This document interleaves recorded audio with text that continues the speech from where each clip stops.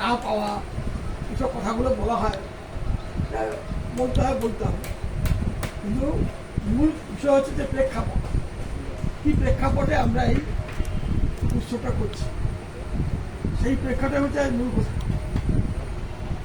প্রেক্ষাপট আসলে আমি উদ্যোগ নিলাম যে একটা হলদে উৎসবই করবো, হলদে উৎসব নাম দিয়ে, সেই হয়েছে, চলছে। আর কেউ কেউ ঘুরে ফেলে যে আমাদের হলদে দুর্গোৎসব, তার সঙ্গে আবার আমাদের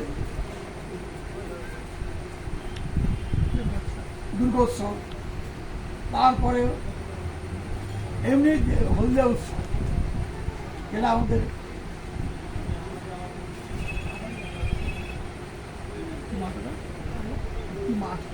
হেলিপ্যাড মাঠে এটা করে আসছি, এটা করে যাচ্ছি, যাবো।